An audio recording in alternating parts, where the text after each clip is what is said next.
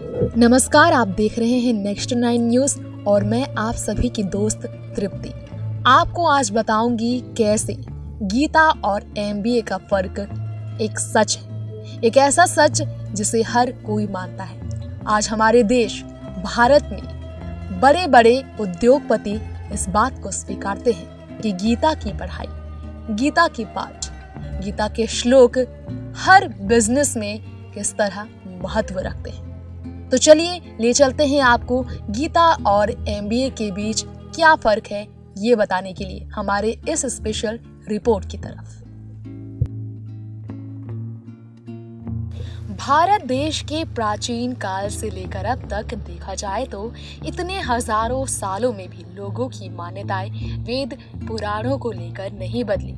इसी का एक उदाहरण ये भी है कि हिंदू धर्म के सबसे पवित्र ग्रंथ श्रीमद् भागवत गीता से लोग आज भी इंस्पिरेशन लेते हैं। ना सिर्फ जिंदगी जीने का तरीका ही बतलाती है ये ग्रंथ, बल्कि इसकी मदद से लोग आज के जमाने में बिजनेस मैनेजमेंट का आसान जरिया भी ढूंढ निकाल चुके हैं। लेकिन जिस भागवत गीता को आज मैनेजमेंट की सबसे अच्छी किताब का नाम दिया गया है, उस किताब में भगवान श्री कृष्ण की सीख और आज के मैनेजमेंट की पढ़ाई में कितना फर्क है, जिसकी वजह से लोग बड़े बड़े एमबीए की कॉलेज ज्वाइन करते हैं मैनेजमेंट के स्किल प्राप्त करने के लिए। इसी विषय पर आज हम चर्चा करेंगे हमारे इस रिपोर्ट।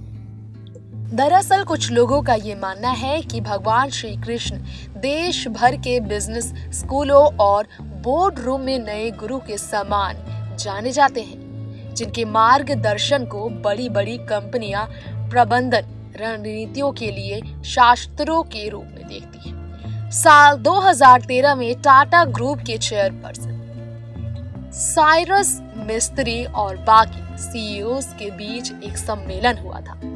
मुंबई के उस सम्मेलन में एक IIM डायरेक्टर ने प्रबंधन में भगवद गीता की प्रासंगिकता पर एक प्रस्तुति दी और ये प्रेजेंटेशन मिस्त्री को काफी पसंद आई और उन्होंने डायरेक्टर की बात स्वीकारी। नतीजा ये निकला कि टाइमलेस लीडरशिप की पंक्तियां इस IIM कोझिकोड के डायरेक्टर देबाशिष चटर्जी की तरफ से लिखी गई श्रीमद् भगवद गीता से 18 लीडरशिप सूत्र टाटा समूह में बांट दी।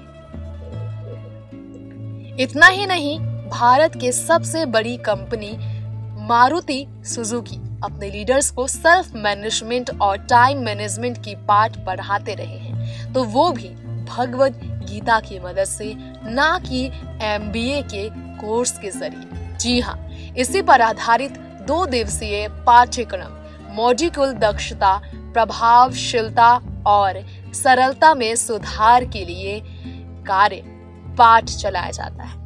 आज की एमबीए की पढ़ाई प्रोफेशनल जिंदगी को तो सुधार सकती है, लेकिन पर्सनल लाइफ में मैनेजमेंट के लिए आज भी लोग भगवद गीता को सबसे बड़ी मैनेजमेंट की किताब मानते हैं, जिसे शास्त्रों में सबसे पवित्र ग्रंथ के रूप में आज भी हिंदुओं में काफी सम्मान पूर्वक देखा जाता है।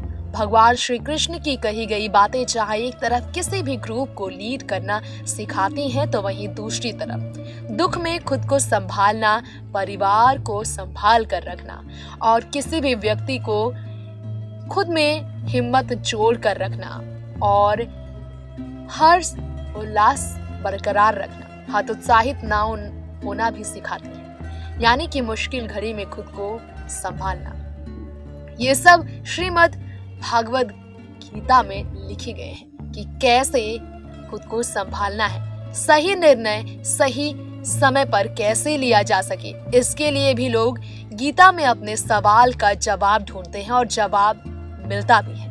आज की एमबीए की पढ़ाई और हिंदू धर्म के पवित्र ग्रंथ भागवत गीता में यही फर्क है कि एमबीए की पढ़ाई से आप बिजनेस मैनेज करना तो आप सीख सकते हैं, लेकिन जिंदगी को कैसे सुखद और सुकून भरा बनाए अपनी सोच के बदौलत, कैसे दुनिया की रणनीति को समझा जाए और अपने विचार को पवित्र रखकर सुखद पल पाए, इसके लिए गीता पढ़ना आवश्यक है।